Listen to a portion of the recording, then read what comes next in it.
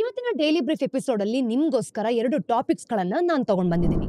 ಮೊದಲು ನಾವು ಯುರೋಪ್ ತನ್ನ ಪವರ್ನ ಕಳ್ಕೊಳ್ಳೋದಕ್ಕೆ ಒಳಗಡೆ ಮತ್ತೆ ಹೊರಗಡೆ ಇದ್ದ ಪ್ರಾಬ್ಲಮ್ಸ್ ಹೇಗೆ ಕಾರಣ ಆಯ್ತು ಅಂತ ನೋಡೋಣ. ಇದಾದ್ಮೇಲೆ ಜಗತ್ನಲ್ಲಿ ಟೆನ್ಷನ್ ಜಾಸ್ತಿ ಆದ್ರೂ ಇಂಡಿಯಾ ತನ್ನ ಒಂದು ಎನರ್ಜಿನ ಯಾವ ರೀತಿ ಸೇಫ್ ಆಗಿ ಇಟ್ಕೊಳ್ತಿದೆ ಅಂತ ಬಗ್ಗೆ ಡಿಸ್ಕಸ್ ಮಾಡೋಣ. ನಿಮ್ಮೆಲ್ಲರಿಗೂ ಝೀರೋದ ಮಾರುಕಟ್ಟೆಯ ದ ಡೈಲಿ ಬ್ರೀಫ್ ಎಪಿಸೋಡ್ಗೆ ಸ್ವಾಗತ. ಹಣಕಾಸು ಹಾಗೂ ಫೈನಾನ್ಷಿಯಲ್ ಮಾರುಕಟ್ಟೆಯಲ್ಲಿ ನಡೆಯುವಂತಹ ದೊಡ್ಡ ದೊಡ್ಡ ವಿಚಾರಗಳ ಬಗ್ಗೆ ನಾನು ನಿಮ್ಮ ಹತ್ರ ಡಿಸ್ಕಸ್ ಮಾಡ್ತೀನಿ. ಇವತ್ತು 28 ಜನವರಿ ಟ್ಯೂಸ್ಡೇ. ನಾನು ನಿಮ್ಮ ನಿರೂಪಕಿ ಚಂದನಾ ಗೌಡ. ನೀವೇನಾದ್ರೂ ನಮ್ಮ ಕಾರ್ಯಕ್ರಮವನ್ನ ಕೇಳಬೇಕು ಅಂತ ಅನ್ಕೊಂಡಿದ್ರೆ ಸ್ಪಾಟಿಫೈ ಮತ್ತೆ ಆಪಲ್ ಪಾಡ್ಕಾಸ್ಟ್ ಅಲ್ಲಿ ಕೇಳಬಹುದು. ನೀವೇನಾದ್ರೂ ಓದುವ ವ್ಯಕ್ತಿ ಆಗಿದ್ದೀರಾ ಅಂತಂದ್ರೆ ಇಮೇಲ್ ನ್ಯೂಸ್ ಲೆಟರ್ಸ್ಗೆ ಸಬ್ಸ್ಕ್ರೈಬ್ ಮಾಡಿ. ಒಂದು ವಿಷಯ ನೆನಪಿರ್ಲಿ, ಯಾವುದೇ ರೀತಿಯಾದಂತಹ ಸ್ಪ್ಯಾಮ್ ಮಾಡ್ತಿಲ್ಲ. ಪ್ರತಿಯೊಂದು ಲಿಂಕ್ ಸಹ ಕಮೆಂಟ್ ಸೆಕ್ಷನ್ ಅಲ್ಲಿ ಅವೈಲೇಬಲ್ ಇದೆ. ಬನ್ನಿ ಕಾರ್ಯಕ್ರಮವನ್ನ ಶುರು ಮಾಡೋಣ. ಯುರೋಪಿನ ಪರಿಸ್ಥಿತಿ ಸರಿ ಇಲ್ಲ. ನಾನು ಯಾಕೆ ಈ ರೀತಿ ಹೇಳ್ತಿದ್ದೀನಿ ಅಂತ ಅನ್ಕೊಂಡ್ರ? ನೋಡಿ, ಜಗತ್ನಲ್ಲಿ ಎಷ್ಟು ಸೂಪರ್ ಪವರ್ಸ್ ಇದೆ ನೀವೇ ಯೋಚನೆ ಮಾಡಿ. ಒಂದಂತೂ ಖಂಡಿತ, ಅದು US. ಇನ್ನೊಂದು ಪವರ್ ಆಗೋದಕ್ಕೆ ರೆಡಿ ಇದೆ, ಅದು ಚೈನಾ. ಚೈನಾ ಜನರಿಗೆ ವೆಸ್ಟರ್ನ್ ಕಂಟ್ರೀಸ್ ತರ ಲೈಫ್ ಸ್ಟೈಲ್ ಇಲ್ಲದೆ ಇದ್ರೂ ಕೂಡ ದೇಶದ ಪವರ್ ವಿಷಯದಲ್ಲಿ ಚೈನಾ ತುಂಬಾನೇ ಮುಂದೆ ಇದೆ. ಮತ್ತೆ ಇನ್ನೊಂದು ಸೂಪರ್ ಪವರ್ ಇದೆ, ಆದ್ರೆ ಅದು ಹೆಸರು ತಕ್ಕ ಹಾಗೆ ತುಂಬಾ ದಿನದಿಂದ ನಡೆದುಕೊಳ್ತಿಲ್ಲ, ಅದು ಯುರೋಪ್. ಪೇಪರ್ ಮೇಲೆ ನೋಡಿದ್ರೆ ಯುರೋಪ್ ಎಲ್ಲ ಚೆನ್ನಾಗಿರ್ಬೇಕು ಅಂತ ಅನ್ಕೊಳ್ತಿದ್ದಾರೆ. ನೋಡಿ, 440 ಮಿಲಿಯನ್ ಜನಸಂಖ್ಯೆ ಇದೆ ಯುರೋಪ್ನಲ್ಲಿ. ಜಗತ್ತಿನ GDP ಅಲ್ಲಿ ನಾವು ನೋಡಿದಾಗ 17% ಕಾಂಟ್ರಿಬ್ಯೂಟ್ ಮಾಡುತ್ತೆ. ಮತ್ತೆ ತುಂಬಾ ಇಂಡಸ್ಟ್ರಿಯಲೈಸ್ಡ್ ಎಕನಾಮಿಕ್ಸ್ ಕೂಡ ಇದೆ. ಮತ್ತೆ ಗವರ್ನಮೆಂಟ್ ಆಗಿರ್ಬೋದು, ಹೆಲ್ತ್ ಆಗಿರ್ಬೋದು, ಎಜುಕೇಶನ್ ಮತ್ತೆ ಕ್ಲೈಮೇಟ್ ಪಾಲಿಸಿಯಲ್ಲೂ ಕೂಡ ತುಂಬಾ ಚೆನ್ನಾಗಿ ವರ್ಕ್ ಮಾಡುತ್ತೆ. 2000ರ ಶುರುವಿನಲ್ಲಿ ನಾವು ನೋಡಿದಾಗ ಪರ್ಚೇಸಿಂಗ್ ಪವರ್ ಪ್ಯಾರಿಟಿ ಪ್ರಕಾರ US ಮತ್ತೆ ಚೈನಾಗಿಂತ ದೊಡ್ಡದಾಗಿತ್ತು. ಆದ್ರೆ ಇವತ್ತು ಯುರೋಪ್ 3ನೇ ಸ್ಥಾನಕ್ಕೆ ಬಂದು ಕೂತ್ಕೊಂಡಿದೆ. ಅದರ ಒಂದು ಇಂಟರ್ನ್ಯಾಷನಲ್ ಪ್ರೆಸೆನ್ಸ್ ಅಂದ್ರೆ ಜಾಗತಿಕ ಮಟ್ಟದಲ್ಲಿ ತನ್ನ ಒಂದು ಇರುವಿಕೆನೇ ಕಮ್ಮಿ ಆಗ್ತಿದೆ. ಅದಕ್ಕೆ ನಾವಿವತ್ತು ಒಂದು ಪ್ರಶ್ನೆ ಕೇಳ್ತಾ ಇದ್ದೀವಿ, ಇಷ್ಟು ಪೊಟೆನ್ಷಿಯಲ್ ಇದ್ರೂ ಕೂಡ ಯುರೋಪ್ ಯಾಕೆ ಹಿಂದೆ ಉಳ್ಕೊಳ್ತು? ಇದಕ್ಕೆ ಮುಖ್ಯವಾದ ಕಾರಣ ಕಾಂಪ್ಲೇಸೆನ್ಸಿ ಅಂದ್ರೆ ಅತೃಪ್ತಿ ಅಂತ ಹೇಳ್ಬೋದು. ಸ್ಟ್ರಕ್ಚರಲ್ ಕಾಂಟ್ರಾಡಿಕ್ಷನ್ಸ್ ಅಂದ್ರೆ ರಚನಾತ್ಮಕ ವಿರೋಧಾಭಾಸಗಳು ಮತ್ತೆ ಎಕ್ಸ್ಟರ್ನಲ್ ಶಾಕ್ಸ್ ಇದೆಲ್ಲದಕ್ಕೂ ಕೂಡ ಕಾರಣ ಆಗಿದೆ. ಒಂದು ನಿಯೋ ಲಿಬರಲ್ ಎಕ್ಸ್ಪೆರಿಮೆಂಟ್ ಪ್ರಕಾರ ಯುರೋಪ್ನ ಇಂಟಿಗ್ರೇಷನ್ ನಿಯೋ ಲಿಬರಲ್ ಅಂತ ಏನ್ ಕರಿತೀವಿ ಗೊತ್ತಾ? ಅಂದ್ರೆ ಈ ಎರಾದಿಂದ ಬಂದಿದೆ ಅಂತ ಹೇಳ್ಬೋದು. ಬೇಸಿಕ್ಲಿ ನಿಯೋ ಲಿಬರಲಿಸಂ ಅಂತ ಅಂದ್ರೆ ಜನ ಕ್ಯಾಪಿಟಲಿಸಂ ಬಗ್ಗೆ ಏನ್ ದ್ವೇಷ ಮಾಡ್ತಾರೋ ಅದಕ್ಕೆಲ್ಲ ಒಂದು ವರ್ಡ್ ತರ ಯೂಸ್ ಮಾಡ್ತಾರೆ ಅಂತ ಹೇಳ್ಬೋದು. ಆದ್ರೆ ಇದರ ಒಂದು ಮೇನ್ ವಿಷಯಗಳನ್ನ 4 ಫ್ರೀಡಮ್ಸ್ ಅಂತ ಯೂಸ್ ಮಾಡ್ತೀವಿ. ಅಂದ್ರೆ free movement of people, goods, capital ಮತ್ತೆ ಇನ್ಫಾರ್ಮೇಶನ್. ಸೊಸೈಟೀಸ್ ಮತ್ತೆ ನೇಷನ್ಸ್ ಅಂದ್ರೆ ಏನೂ ಇಲ್ಲ, ಎಲ್ಲರೂ ಒಂದೇ ತರ ಇರ್ತಾರೆ. ಮತ್ತೆ ಅವರು ಕೂಡ ವಸ್ತುಗಳನ್ನ ಕೊಂಡ್ಕೊಳ್ಳೋದಕ್ಕೆ ಮತ್ತೆ ಮಾರೋದಕ್ಕೂ ಸಹ ಟ್ರೈ ಮಾಡ್ತಾರೆ. ಬೇರೆಲ್ಲ ವಿಷಯಗಳನ್ನ ಪಕ್ಕಕ್ಕೆ ಇಡಿ ಅಂತ ಈ ಒಂದು ಥಿಯರಿ ಹೇಳುತ್ತೆ. ನೋಡಿ, ವರ್ಲ್ಡ್ ಗವರ್ನಮೆಂಟ್ ಒಂದಕ್ಕೊಂದು ಫೈಟ್ ಮಾಡೋದು ನಿಲ್ಲಿಸಿ ಬರೀ ಇಂಪಾರ್ಟೆಂಟ್ ಇನ್ಫ್ರಾಸ್ಟ್ರಕ್ಚರ್ನ ಕೊಟ್ರೆ ಸಾಕು ಅಂತ ಈ ಥಿಯರಿ ಹೇಳುತ್ತೆ ಗೊತ್ತಾ? ಈ ತರ ವಿಷಯಗಳು 30 ವರ್ಷಗಳ ಹಿಂದೆ ತುಂಬಾ ಫೇಮಸ್ ಇತ್ತು, ಈಗ ಕಮ್ಮಿ ಆಗಿದೆ ಅಂತಾನೆ ಹೇಳ್ಬೋದು. ಮತ್ತೆ EU ಶುರು ಆಗ್ತಿರೋ ಟೈಮ್ ನಲ್ಲಿ ನಿಯೋ ಲಿಬರಲ್ ಫ್ರೀಡಮ್ಸ್ ಏನಿದೆ ಅಲ್ವಾ, ಅದರ ಒಂದು ಸ್ಟ್ರಕ್ಚರ್ ನಲ್ಲಿ ಫಿಕ್ಸ್ ಆಗಿತ್ತು. ಈ ಹೊಸ ಸಿಸ್ಟಮ್ ನಲ್ಲಿ ಯುರೋಪ್ ನ ಒಂದು ಕಾಮನ್ ಮಾರ್ಕೆಟ್ ತರ ಮಾಡಲಾಗ್ತಿತ್ತು. ದೇಶಗಳು ಅದರ ಎಜುಕೇಶನ್ ಅಥವಾ ಡಿಫೆನ್ಸ್ ತರ ವಿಷಯಗಳಲ್ಲಿ ಫ್ರೀ ಇದ್ರೂ ಕೂಡ ಆದ್ರೆ ಎಕನಾಮಿಕ್ ಪಾಲಿಸಿನ ಕಂಟ್ರೋಲ್ ನ ಕಳೆದುಕೊಂಡಿದ್ದಾರೆ ಅಂತಂದ್ರೆ ಅದರಲ್ಲಿರೋ ಟ್ರೇಡ್ ಮತ್ತೆ ಕಾಂಪಿಟೇಷನ್ ಮತ್ತೆ ಮಾನಿಟರಿ ಪಾಲಿಸಿ ಎಲ್ಲ ಒಂದು ಕಾಂಟಿನೆಂಟ್ ನಲ್ಲಿ ಇರುವಂತಹ ಈ ಬ್ಯೂರೋಕ್ರಸಿ ಅಂತ ಏನ್ ಹೇಳ್ತೀವಿ ಗೊತ್ತಾ, ಅದನ್ನ ನಡೆಸಬೇಕಿತ್ತು. ಈ ಸ್ಟ್ರಕ್ಚರ್ ನಲ್ಲಿ ಕೆಲವು ಲಿಮಿಟೇಷನ್ಸ್ ಇತ್ತು. ಯೂರೋ ಝೋನ್ ಡಿಬೇಟ್ ಕ್ರೈಸಿಸ್ ಇಂಥ ಲಿಮಿಟೇಷನ್ಸ್ ಇಂದಾನೇ ಬಂತು ಅಂತ ಹೇಳ್ಬೋದು. ಯುರೋಪಿಯನ್ ದೇಶಗಳು ಅವರ ಕರೆನ್ಸಿ ಮೇಲೆ ಕಂಟ್ರೋಲ್ ಕಳೆದುಕೊಂಡಿದ್ರು ಕೂಡ ಮತ್ತೆ ಗವರ್ನಮೆಂಟ್ ಏನ್ ಮಾಡ್ತಿತ್ತು, ಅದರ ಖರ್ಚು ಮಾಡೋದಕ್ಕೆ ಲಿಮಿಟ್ಸ್ ಅನ್ನ ಇಟ್ಕೊಂಡಿತ್ತು. ಅದಕ್ಕೆ ಕ್ರೈಸಿಸ್ ಬಂದಾಗ ಅವ್ರು ಏನು ಕೂಡ ಮಾಡಕ್ ಆಗಿರ್ಲಿಲ್ಲ. ಪೋರ್ಚುಗಲ್, ಇಟಲಿ, ಗ್ರೀಸ್ ಮತ್ತೆ ಸ್ಪೇನ್ ತರದ ದೇಶಗಳಿಗೆ ಇದರಿಂದ ತುಂಬಾನೇ ತೊಂದರೆ ಆಯ್ತು. ಆದ್ರೆ ಈ ಸ್ಟ್ರಕ್ಚರ್ ಚೆನ್ನಾಗಿ ವರ್ಕ್ ಮಾಡ್ತಿದ್ದಕ್ಕೇನೆ ಇದನ್ನ ಚೇಂಜ್ ಮಾಡೋದಕ್ಕೆ ಆಗ್ಲಿಲ್ಲ. ಯುರೋಪಿನ ಗೋಲ್ಡನ್ ಅಡ್ವಾಂಟೇಜಸ್ ಅಂದ್ರೆ ಯುರೋಪ್ ಚೆನ್ನಾಗಿದ್ದಾಗ ಈ 3 ವಿಷಯಗಳು ತುಂಬಾ ಹೆಲ್ಪ್ ಮಾಡ್ತಿದ್ವು. ಫಾರಿನ್ ಟ್ರೇಡ್ಗೆ ಓಪನ್ ಇರೋದು. ನೋಡಿ, ಯುರೋಪಿನ GDP ನಲ್ಲಿ ನಾವು ನೋಡಿದಾಗ ಫಾರಿನ್ ಟ್ರೇಡ್ ಅರ್ಧಕ್ಕಿಂತ ಜಾಸ್ತಿ ಇತ್ತು, US ಗಿಂತ ತುಂಬಾ ಜಾಸ್ತಿ ಇದೆ ಅಂತಾನೆ ಹೇಳ್ಬೋದು. ಅದಕ್ಕೆ ಯುರೋಪ್ ಜಗತ್ತಿನ ಒಂದು ಕಾಮರ್ಸ್ ಹಬ್ ಆಗಿತ್ತು. US security umbrella. ಈಗ US ಯುರೋಪ್ಗೆ ಸಪೋರ್ಟ್ ಮಾಡ್ತಿತ್ತು ಮತ್ತೆ ಯುರೋಪ್ನ ಡಿಫೆನ್ಸ್ ಏನಿದೆ ಗೊತ್ತಾ, ಅದಕ್ಕೆ ತುಂಬಾ ಖರ್ಚು ಮಾಡ್ತಿತ್ತು. ಯುರೋಪ್ ಎಕನಾಮಿ ಮತ್ತೆ ಸೋಷಿಯಲ್ ಡೆವಲಪ್ಮೆಂಟ್ ಮೇಲೆ ಜಾಸ್ತಿ ಗಮನ ಕೊಡ್ತಿತ್ತು ಕೂಡ. Cheap Russian energy. 1990 ಇಂದ ರಷ್ಯಾ ಯುರೋಪ್ಗೆ ಕಮ್ಮಿ ಬೆಲೆಗೆ ಎನರ್ಜಿನ ಸಪ್ಲೈ ಮಾಡ್ತಿತ್ತು. ಆದ್ರಿಂದ ಯುರೋಪ್ನ ಇಂಡಸ್ಟ್ರೀಸ್ ಮತ್ತೆ ಫ್ಯಾಮಿಲೀಸ್ ಚೆನ್ನಾಗಿ ನಡೀತಿತ್ತು ಅಂತಾನೆ ಹೇಳ್ಬೋದು. ಇವೆಲ್ಲನೂ ಕೂಡ ಯುರೋಪ್ನ ಒಂದು ಗ್ಲೋಬಲ್ ಪವರ್ ಸೆಂಟರ್ ತರ ಇರೋದಕ್ಕೆ ತುಂಬಾ ಹೆಲ್ಪ್ ಮಾಡ್ತಿದ್ವು. ಆದ್ರೆ ಇದರಿಂದ ಅವರು ಸ್ವಲ್ಪ ಲೇಜಿ ಆದ್ರು ಗೊತ್ತಾ. ಯುರೋಪ್ ತನ್ನ ಕಾಂಪಿಟೇಟಿವ್ ಎಡ್ಜ್ ಅಂದ್ರೆ ಪೈಪೋಟಿ ಮಾಡುವ ಶಕ್ತಿಯನ್ನ ಕಳ್ಕೊಳ್ತಾ ಬಂತು. ಇನ್ಫ್ರಾಸ್ಟ್ರಕ್ಚರ್ ಮತ್ತೆ ಎಜುಕೇಶನ್ ನಲ್ಲಿ ಇನ್ವೆಸ್ಟ್ಮೆಂಟ್ ಕಮ್ಮಿ ಆಯ್ತು, ಪ್ರೊಡಕ್ಟಿವಿಟಿನೂ ಕೂಡ ಕಮ್ಮಿ ಆಯ್ತು ಅಂತ ಹೇಳ್ಬೋದು. ಯುರೋಪ್ ರೆಗ್ಯುಲೇಟರಿ ಪಾಲಿಸೀಸ್ ಇಂದ ಅವರ ಪವರ್ ನ ಒಂದು ಮೇಂಟೈನ್ ಮಾಡಬಹುದು ಅಂತ ತುಂಬಾ ನಂಬ್ಕೊಂಡಿದ್ರು. ಹಾಗೇನೆ ಯುರೋಪ್ ವರ್ಲ್ಡ್ಸ್ ಬೆಸ್ಟ್ ಮಾರ್ಕೆಟ್ ಆಗಿತ್ತು ಕೂಡ. ಎಲ್ಲ ಕಂಪನಿಗಳು ಯುರೋಪ್ ನಲ್ಲಿ ಪ್ರಾಡಕ್ಟ್ಸ್ ನ ಸೇಲ್ ಮಾಡೋದಕ್ಕೆ ಕೂಡ ಇಷ್ಟಪಡ್ತಿದ್ರು.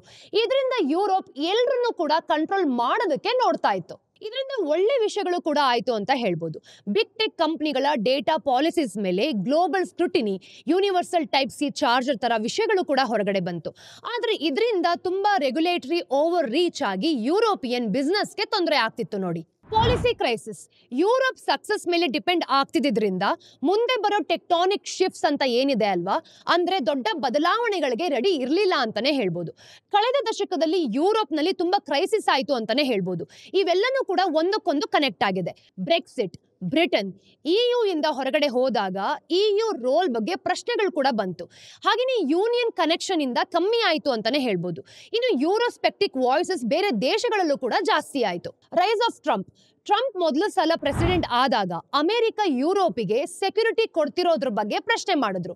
ಅಂದ್ರೆ ಸೆಕ್ಯೂರಿಟಿನ ವಾಪಸ್ ತಗೊಂಡಿಲ್ಲ ಅಂತಂದ್ರೆ ಯುರೋಪ್ನಲ್ಲಿ ತುಂಬಾ ಕನ್ಫ್ಯೂಷನ್ ಕ್ರಿಯೇಟ್ ಮಾಡ್ತು ಅಂತ. ಹಾಗೇನೆ ಕೋವಿಡ್-19 ನೋಡಿ, ಕೋವಿಡ್-19 ಪ್ಯಾಂಡಮಿಕ್ ಇಂದ ಜಗತ್ತಿಗೆ ತೊಂದರೆ ಆಯಿತು, ಆದ್ರೆ ಯುರೋಪ್ಗೆನೆ ತುಂಬಾ ತೊಂದರೆ ಆಯಿತು ಅಂತ ಹೇಳ್ಬೋದು.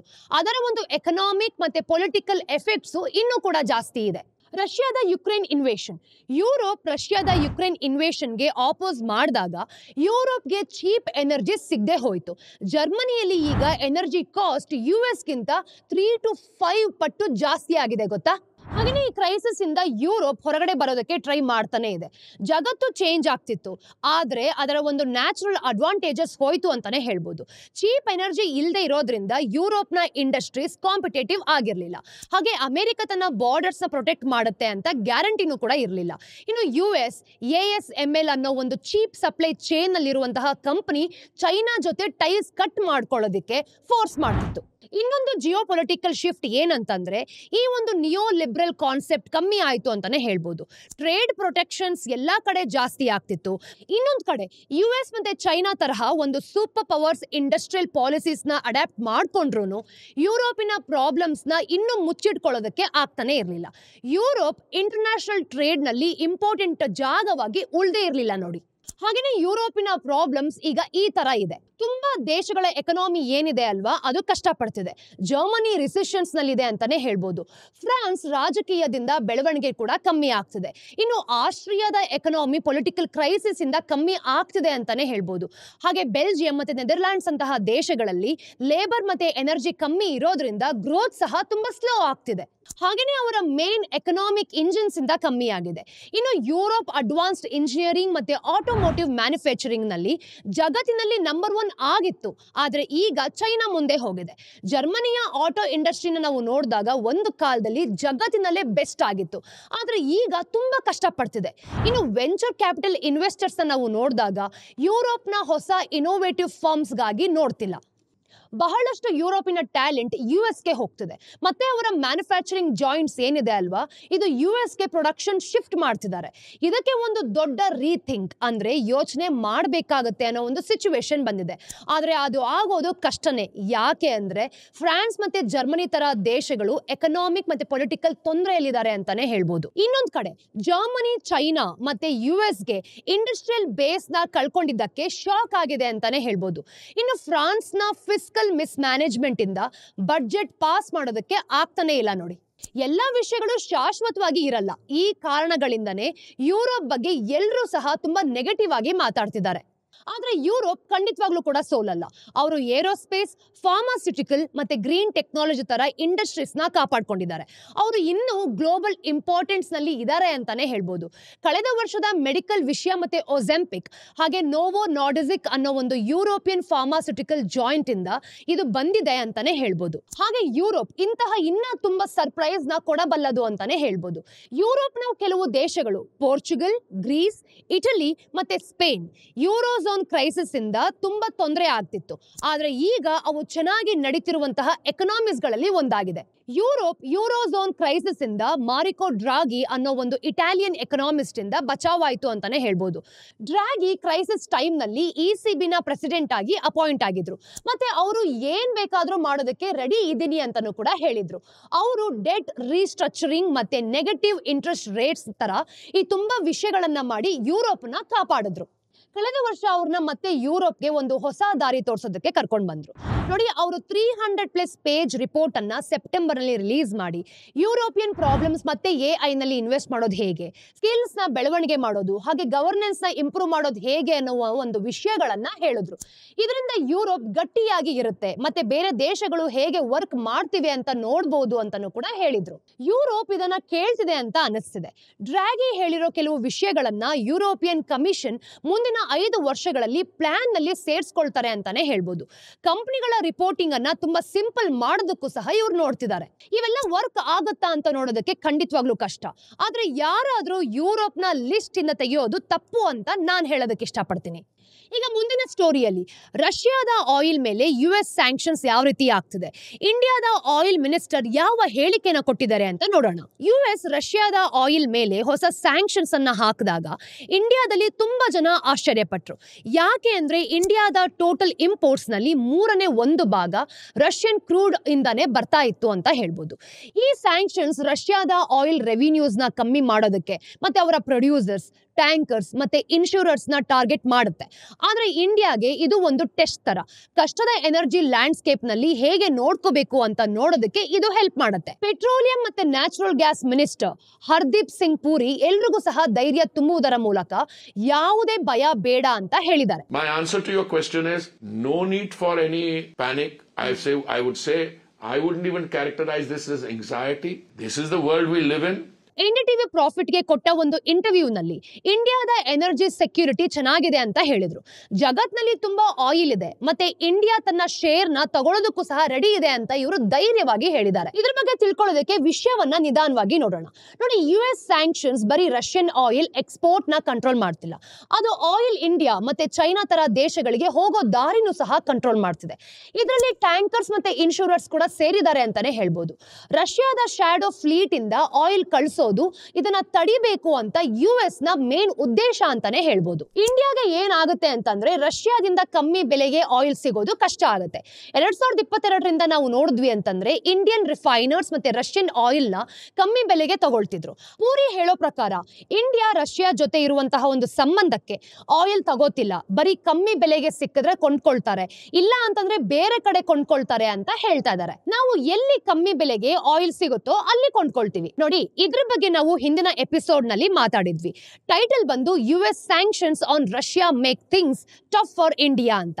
ಆಸಕ್ತಿ ಇದೆ ಅಂತಂದ್ರೆ ವಿಡಿಯೋನ ಈಗಲೇ ನೋಡಿ. ರೀಸೆಂಟ್ ಆಗಿ Directorate General of Shipping Russian ಇನ್ಶೂರೆನ್ಸ್ಗೆ ಅಪ್ರೂವಲ್ ಕೊಟ್ಟಿದ್ದಾರೆ ಅಂತಾನೆ ಹೇಳ್ಬೋದು. ಈ ಇನ್ಶೂರರ್ಸ್ ಯಾರೆಲ್ಲ ಇದ್ದಾರೆ, ಇವರು ಹೆಸರು ಹೇಳೋದಕ್ಕೆ ಖಂಡಿತವಾಗ್ಲೂ ಕಷ್ಟ. ಆದ್ರೆ ಅವರು ಇಂಡಿಯನ್ ಪೋರ್ಟ್ಸ್ಗೆ ಬರುವಂತಹ ಈ ರಷ್ಯನ್ ಆಯಿಲ್ ಟ್ಯಾಂಕರ್ಸ್ಗೆ ಇನ್ಶೂರೆನ್ಸ್ ಅನ್ನ ಕೊಡ್ಬೋದು.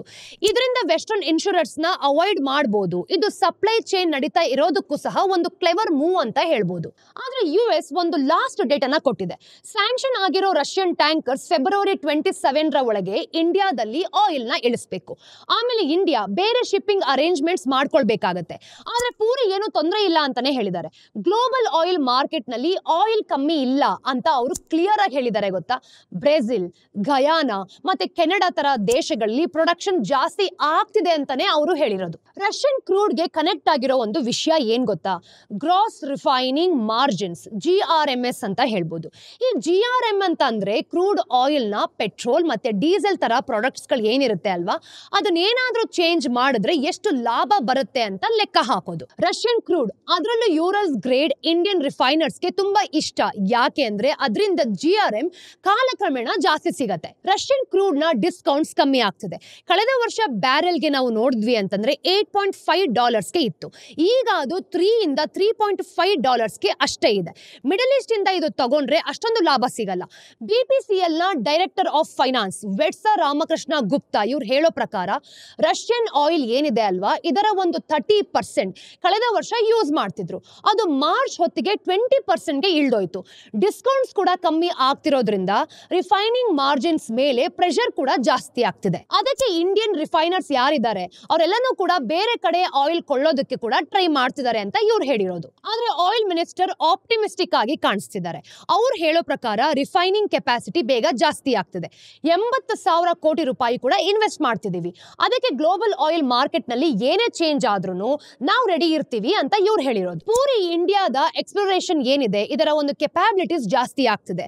ಮತ್ತೆ ಗ್ಲೋಬಲ್ ಪ್ಲೇಯರ್ಸ್ ಜೊತೆ ಸೇರಿ ಪ್ರೊಡಕ್ಷನ್ ಕೂಡ ಜಾಸ್ತಿ ಮಾಡ್ತಿದ್ದಾರೆ ಅಂತ ಇವ್ರು ಹೇಳಿದ್ದಾರೆ. ಇನ್ನು ಪೆಟ್ರೋ ಬಾರ್ಸ್ ನಾವು ನೋಡ್ತಿದೀವಿ ಅಂತಂದ್ರೆ ಆಯಿಲ್ ಇಂಡಿಯಾ ಜೊತೆ ಈ ಅಂಡಮಾನ್ ಸೀ ನಲ್ಲೂ ಕೂಡ ಆಫ್ ಶೋರ್ ಸರ್ವೆನ ಮಾಡ್ತಿದೆ.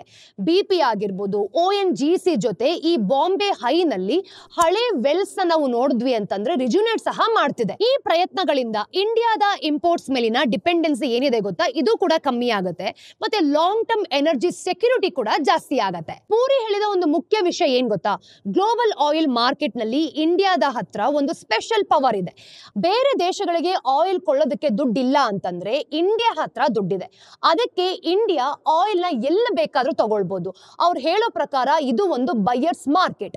ನಮ್ಮ ಹತ್ರ ಡಿಮ್ಯಾಂಡ್ ಇದೆ ಮತ್ತೆ ದುಡ್ಡು ಕೊಡುವ ಶಕ್ತಿನೂ ಕೂಡ ಇದೆ. ಬೇರೆ ದೇಶಗಳಿಗೆ ದುಡ್ಡು ಕೊಡೋಕೆ ಕಷ್ಟ ಆಗ್ತಿದೆ ಅಂತ ಹೇಳ್ತಿದ್ರು. ನೋಡಿ, ಗಯಾನ ಮತ್ತೆ ಅರ್ಜೆಂಟಿನಾ ತರ ಹೊಸ ಸಪ್ಲೈಯರ್ಸ್ ಹೇಗೆ ಮಾರ್ಕೆಟ್ ನ ಚೇಂಜ್ ಮಾಡ್ತಿದ್ದಾರೆ ಅಂತಾನು ಕೂಡ ಹೇಳಿದ್ರು. ಗಯಾನ ಸ್ಟೋರಿ ತುಂಬಾ ಇಂಟ್ರೆಸ್ಟಿಂಗ್ ಆಗಿತ್ತು. ಅವರು 16 ವೆಲ್ಸ್ ಗಳನ್ನ ಡ್ರಿಲ್ ಮಾಡಿದ್ರು. ಆದ್ರೆ ಅದರಲ್ಲಿ ಆಯಿಲ್ ಸಿಗ್ಲಿಲ್ಲ. 17ನೇ ವೆಲ್ ಅಲ್ಲಿ ಆಯಿಲ್ ಸಿಕ್ತು. ಇದು ಶುರು ಅಷ್ಟೇ. ಈ ತರ ತುಂಬಾ ಗಯಾನಗಳು ಸಿಗೋದಕ್ಕೆ ಕಾಯ್ತಾ ಇದೆ. ಈ ತರ ಗಯಾನಗಳು ಏನಿದೆ ಇದು ನಮ್ಗೆ ಸಹಾಯ ಮಾಡುತ್ತೆ ಅಂತ ಇವ್ರು ಹೇಳಿರುವಂತಹ ಸ್ಟೇಟ್ಮೆಂಟ್ ಅಂತ ಹೇಳ್ಬೋದು. ಅರ್ಜೆಂಟಿನಾ ಕೂಡ ಇಂಡಿಯಾದ ಇಂಪೋರ್ಟ್ ಲಿಸ್ಟ್ ಗೆ ಸೇರ್ಕೊಂಡಿದೆ. ಇಂಡಿಯಾ ಈಗ 27 ದೇಶಗಳಿಂದ 39 ದೇಶಗಳಿಗೆ ಆಯಿಲ್ ಕೊಂಡ್ಕೊಳ್ತಿದೆ ಅಂತಾನು ಕೂಡ ಇವ್ರು ಹೇಳಿದ್ದಾರೆ. ಅವ್ರು ಹೇಳಿರೋ ಪ್ರಕಾರ ಇಂಡಿಯನ್ ಆಯಿಲ್ ಕಂಪನೀಸ್ ಕಷ್ಟ ಪಡ್ತಿದ್ರು ಕೂಡ ಚೆನ್ನಾಗಿ ರಿಸಲ್ಟ್ಸ್ ಕೊಡ್ತಿದ್ದಾರೆ ಅಂತ ಹೇಳ್ತಿರೋದು. ನೋಡಿ, BPCL ಕಳೆದ ವರ್ಷಕ್ಕೆ ಕಂಪೇರ್ ಮಾಡ್ತು ಅಂತಂದ್ರೆ 20% ಪ್ರಾಫಿಟ್ ಗ್ರೋತ್ ಅನ್ನ ಮಾಡಿದೆ. ಹಾಗೆ HPCL 300% ಪ್ರಾಫಿಟ್ ಗ್ರೋತ್ ಅನ್ನ ಕೊಟ್ಟಿದೆ ಅಂತಾನು ಕೂಡ ಇವ್ರು ಹೇಳಿದ್ದಾರೆ. ಅಂದ್ರೆ ಇಂಡಿಯನ್ ರಿಫೈನರ್ಸ್ ಮತ್ತೆ ಗ್ಲೋಬಲ್ ಅನ್ಸರ್ಟಿನಿಟೀಸ್ ನಲ್ಲಿ ಇವರು ಚೆನ್ನಾಗಿ ಕೆಲಸ ಮಾಡ್ತಿದ್ದಾರೆ ಅಂತ ಇವರು ಕ್ಲಿಯರ್ ಆಗಿ ಹೇಳಿದ್ದಾರೆ. ಈ ಕಂಪನಿಗಳು ಕಷ್ಟದಲ್ಲೂ ಕೂಡ ಚೆನ್ನಾಗಿ ಕೆಲಸ ಮಾಡ್ತಿರೋದು ನಮ್ಮೆಲ್ರಿಗೂ ಸಹ ಧೈರ್ಯ ಕೊಡುವಂತಹ ವಿಷಯ ಅಂತ ಪೂರಿ ಹೇಳಿದ್ದಾರೆ. ಇವರು ಡೈವರ್ಸಿಫಿಕೇಶನ್ ನ ಫೋಕಸ್ ಮಾಡ್ತಿದ್ದಾರೆ ಅಂತಾನೆ ಹೇಳ್ಬೋದು. ಮತ್ತೆ ಗ್ರೀನ್ ಎನರ್ಜಿಗೆ ಶಿಫ್ಟ್ ಮಾಡೋದಕ್ಕೂ ಸಹ ಇವ್ರು ನೋಡ್ತಿದ್ದಾರೆ. ರಿನ್ಯೂವಬಲ್ಸ್ ಗೆ ಶಿಫ್ಟ್ ಆಗೋದು ತುಂಬಾನೇ ಇಂಪಾರ್ಟೆಂಟ್. ಆದ್ರೆ ಅದು ಸಡನ್ ಆಗಿ ಆಗಲ್ಲ ಅಂತ ಇವ್ರು ಹೇಳಿರೋದು. ನೋಡಿ, ಗ್ರೀನ್ ಟ್ರಾನ್ಸಿಷನ್ ಏನಿದೆ ಅಲ್ವಾ, ಇದು ತುಂಬಾನೇ ಮುಖ್ಯ. ಆದ್ರೆ ಫಾಸಿಲ್ ಫ್ಯೂಯಲ್ಸ್ ಇಂದ ರಿನ್ಯೂವಲ್ಸ್ ಗೆ ಹೋಗೋದು ಒಂದು ರಾತ್ರಿಯಲ್ಲಿ ಆಗೋದಿಲ್ಲ ಅಂತ ಇವ್ರು ಹೇಳಿದ್ದಾರೆ. ಇಂಡಿಯಾದಲ್ಲಿ ಆಯಿಲ್ ಡಿಮ್ಯಾಂಡ್ ಕಮ್ಮಿ ಆಗ್ತಿರೋದು ಕೂಡ ಕಷ್ಟ ಅಂತಾನು ಇವರೇ ಹೇಳಿರೋದು.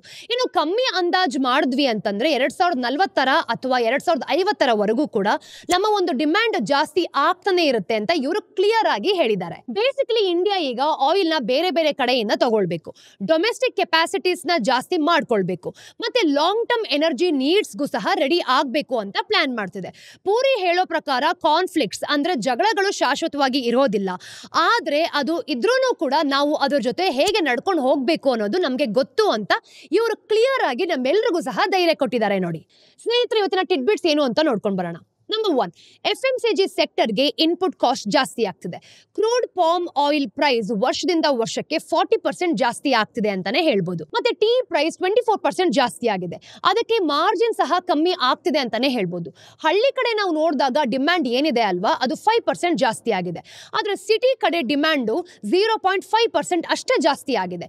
ಇನ್ಫ್ಲೇಷನ್ ಇಂದ ಕನ್ಸಂಪ್ಷನ್ ಏನಿದೆ ಅದರ ಒಂದು ಪ್ರಾಫಿಟಬಿಲಿಟಿ ಕಮ್ಮಿ ಆಗ್ತಿದೆ ಅಂತ ಇಲ್ಲಿ ನಮಗೆ ಗೊತ್ತಾಗ್ತಿದೆ. ನೋಡಿ, ನಂಬರ್ 2, ಇಂಡಿಯಾದ ಕಾಂಪೋಸಿಟ್ PMI ಜನವರಿ 2025ರಲ್ಲಿ 57.9%ಗೆ ಇಳಿದೋಗಿದೆ. ಇದರ ಒಂದು ಸರ್ವಿಸಸ್ ನಾವು ನೋಡಿದಾಗ 26 ತಿಂಗಳಲ್ಲಿ ಕಮ್ಮಿ ಆಗಿದೆ ಅಂತಾನೆ ಹೇಳ್ಬೋದು. ಆದ್ರೆ ಮ್ಯಾನುಫ್ಯಾಕ್ಚರಿಂಗ್ 6 ತಿಂಗಳಲ್ಲಿ ಜಾಸ್ತಿ ಆಗಿದೆ, ಅಂದ್ರೆ 58.0%ಗೆ ತಲುಪಿದೆ. ಇನ್ನು ಜಾಬ್ಸ್ ಕ್ರಿಯೇಷನ್ ಕೂಡ ಜಾಸ್ತಿ ಆಗ್ತಿದ್ರು ಇನ್ಫ್ಲೇಷನ್ ಮತ್ತೆ ಕಾಂಪಿಟೇಷನ್ ಜಾಸ್ತಿ ಇರೋದ್ರಿಂದ ಸರ್ವಿಸ್ ಸೆಕ್ಟರ್ಗೆ ಸ್ವಲ್ಪ ಕಷ್ಟ ಆಗ್ತಿದೆ ಅಂತಾನೆ ಹೇಳ್ಬೋದು. ನಂಬರ್ 3, ಚೈನಾದ ಮ್ಯಾನುಫ್ಯಾಕ್ಚರಿಂಗ್ PMI ಜನವರಿಯಲ್ಲಿ 49.1%ಗೆ ಇಳಿದಿದೆ. ಇದು ಆಗಸ್ಟ್ 2024 ಇಂದ ಅತಿ ಕಡಿಮೆ. ಡೊಮೆಸ್ಟಿಕ್ ಡಿಮ್ಯಾಂಡ್ ಕಮ್ಮಿ ಇರೋದ್ರಿಂದ ಮತ್ತೆ ಅನ್ಎಂಪ್ಲಾಯ್ಮೆಂಟ್ ಪ್ರಾಬ್ಲಮ್ ಇರೋದ್ರಿಂದ ಗ್ರೋತ್ ಕಮ್ಮಿ ಆಗ್ತಿದೆ ಅಂತಾನೆ ಹೇಳ್ಬೋದು. 2024ರಲ್ಲಿ $1 ಟ್ರಿಲಿಯನ್ ಟ್ರೇಡ್ ಸರ್ಪ್ಲಸ್ ಇದ್ರೂ ಕೂಡ ಎಕ್ಸ್ಪೋರ್ಟ್ಸ್ ಮೇಲೆ ಡಿಪೆಂಡ್ ಆಗಿರೋದು ಮತ್ತೆ ಜಿಯೋ ಪೊಲಿಟಿಕಲ್ ಟೆನ್ಷನ್ ಇಂದ ರಿಕವರಿ ತುಂಬಾನೇ ಕಷ್ಟ ಆಗ್ತಿದೆ. ಸ್ನೇಹಿತರೆ, ಇದು ಇವತ್ತಿನ ಝೀರೋದ ಮಾರುಕಟ್ಟೆಯ ದ ಡೈಲಿ ಬ್ರೀಫ್ನ ಅಪ್ಡೇಟ್. ನಿಮ್ಮೆಲ್ಲರಿಗೂ ಸಹ ವಿಡಿಯೋ ಇಷ್ಟ ಆಗಿದೆ ಅಂತ ನಾನು ಭಾವಿಸ್ತೀನಿ. ಇಷ್ಟ ಆದಲ್ಲಿ ಲೈಕ್ ಮಾಡಿ, ಶೇರ್ ಮಾಡಿ, ಸಬ್ಸ್ಕ್ರೈಬ್ ಮಾಡಿ. ಮತ್ತಷ್ಟು ಅಪ್ಡೇಟ್ಸ್ ಒಂದಿಗೆ ನಾನು ನಿಮಗೆ ಮುಂದಿನ ವಿಡಿಯೋಲಿ ಸಿಗ್ತೀನಿ. ಅಲ್ಲಿ ತನಕ ಟೇಕ್ ಕೇರ್. ನಾನು ನಿಮ್ಮ ಚಂದನ, ಸೈನಿಂಗ್ ಆಫ್.